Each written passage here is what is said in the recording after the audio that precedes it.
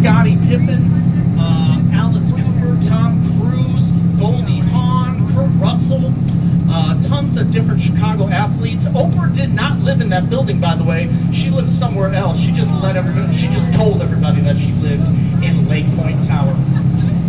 Now, right over here on our left-hand side, we have the St. Regis Tower, or St. Regis Hotel Vista Tower, if you will.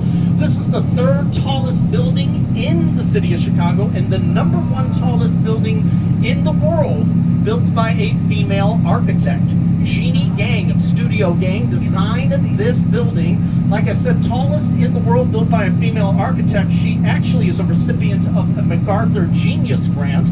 $1 million invested into her vision and ambition. So she is literally a genius. If you look up at the very top of the tallest building there, that 83rd and 84th floor is actually finished. It is not under construction. As you can see, it does not look like anything else on the building. That is because it is a blow-through. It is a hole in the building to allow the wind to blow through it. Architects always have to deal with something called sway or drift. It's when the wind hits the building and it will go any which direction. They do this with materials, and in this case, they just left that part of the building completely open so the wind would blow through it. Also, that middle building, that middle tower up at the very top of it, the penthouse cost $18.5 million for rent for sale, if you will. That comes along with the rooftop as well. That building is an example of contextualism, adding to the context of everything that came around before. It's a triangular-shaped building built by Harry Weiss, maybe to some. Triangular buildings are interesting because you can build the size of the room the way you want it, but you cut down on hallway space. You're able to get from one side of the building to the other in a more quicker fashion than if it was a box. This is especially important in prisons and other government buildings in case there is an emergency that you have to get to from one side of the building to the other. Now over here on our right-hand side, you see that white building in the distance. That is the Wrigley Building. Quick story for you. 1893, we have all these different countries at the World's Fair, and we're also seeing a ton of different businesses bring their products to the World's Fair. Wrigley Baking Powder is selling their baking powder at the World's Fair. They have a little complimentary stick of gum to give along with it. Nobody had ever seen gum in their entire lives. They start taking it. They bring it back to their small towns. People are chewing it. They're loving it.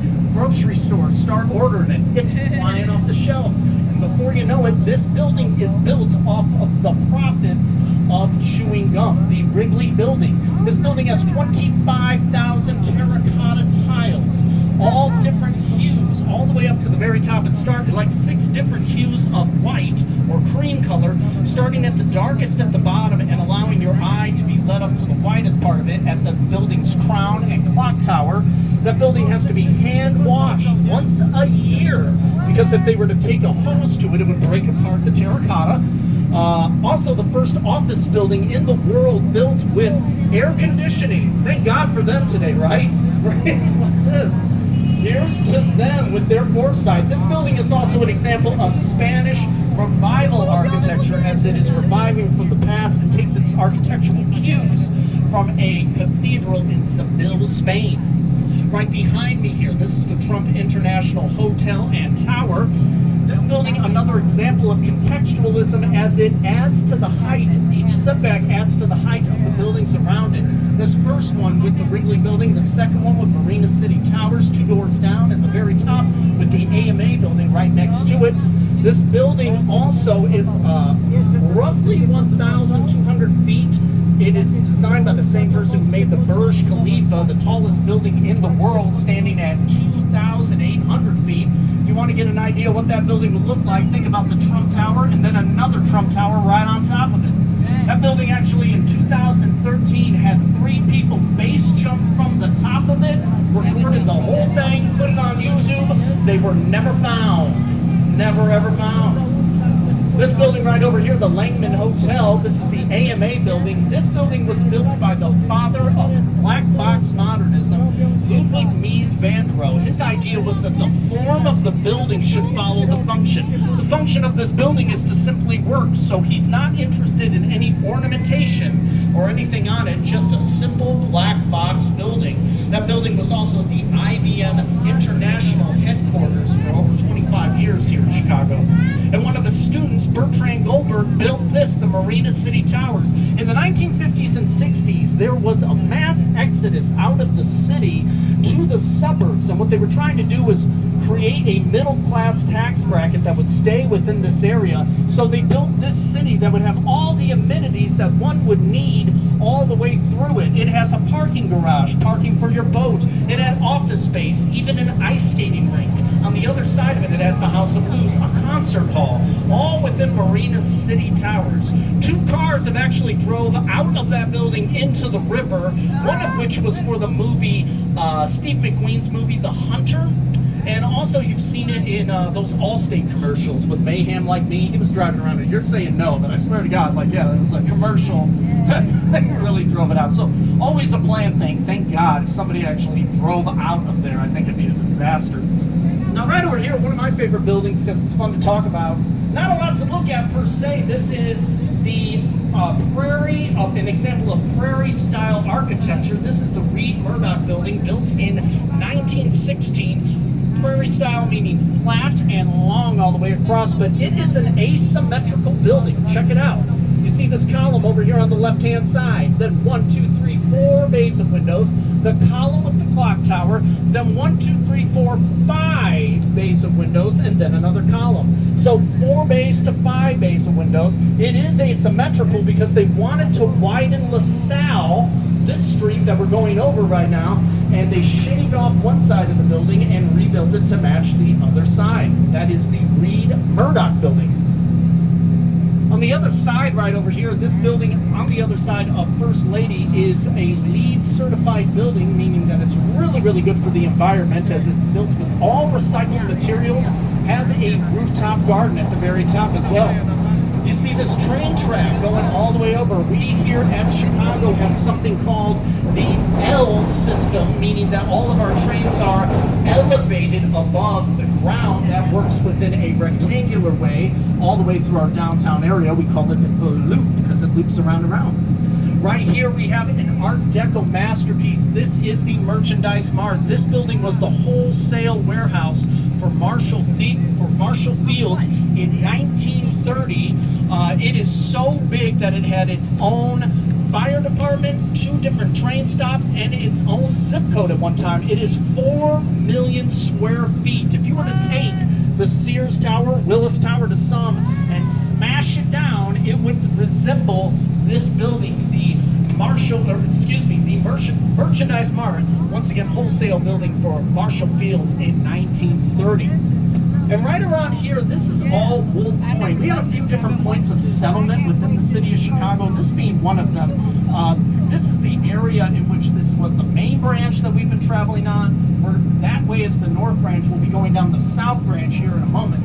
But this area was one of the original settlements to the city of Chicago. It had a tavern, church, post office, a theater even. They even had a ferry to be able to take you around the different points around us. And right over here, this building right here, I love to talk about it, 150 North Riverside. You see that it has a 30-foot setback. You have the river right here, and on the other side of the building, railroad tracks. So they only had about 39 feet of space. They do it by driving giant caissons, big, giant tubular 126 feet down into the bedrock. If you wanted to build a building in New York City, it would only take you 2 feet to be able to get down into the bedrock. Here, because it's all this marshy, wet land, you have to drive it all the way 126 feet down, and then the whole building hangs off of that center column spine of caissons, as I said, 12 feet in diameter, a thin foundation. You have something called tune slosh dampers. Tune slosh dampers, that's exactly what they are called. They are a series of pools that are 160,000 gallons, all the way up at the very top, acting as a giant shock absorber.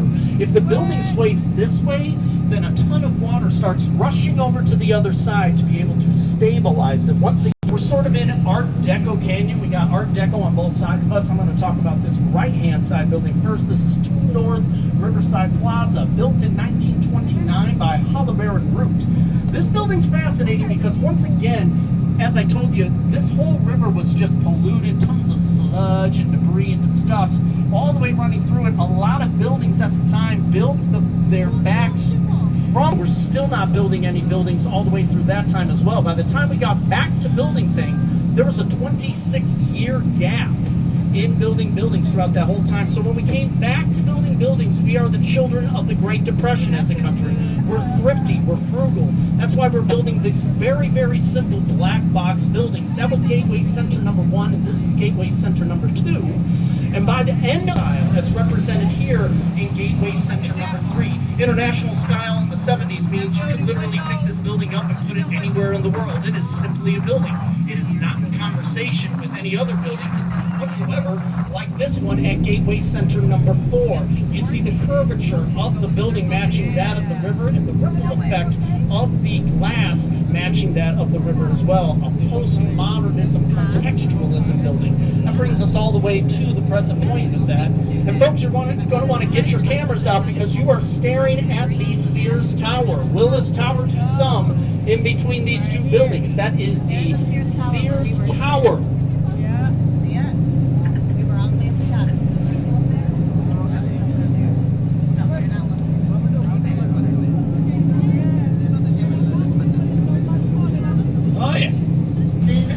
All the way up to the top, allowing the structural support to build a building that tall. Fosler Kahn and Bruce Graham got the idea from playing with cigarettes to be able to create the bundled column technology, if you will. 2 people, by the way, have scaled that building all the way to the top. One man's name was Dan Goodwin, 25 years old, from Nevada. Started off at 4 o'clock in the morning, finished it in 7 hours, all wearing a Spider-Man costume. Bare hands and feet all the way up to the very top. This building right here is the Civic Opera Building. A lot of people ask me about the V there. The V and U are interchangeable in Latin, so therefore it is a stylistic choice that we have here. It is built like a throne, if you will. You can be able to see all the way up top. You would be sitting on the throne facing west. Away from stone, built in 1929, it is theater in the world to have a retractable stage, one that was able to go up and down, if you will. This Bank of America building, as you can see, it has these giant trusses that go all the way down to the riverbed, instead of just building the building down into the river. And the reason why that is because our Chicago laws force us to have, not force us should I say, but tell us to have a 30-foot setback so that we can be able to attach the entirety of the riverwood setbacks along the river. They're trying to attach all of that through. Probably going to take place in 200 years from now. I won't be around to see it, but it will be great when it's done.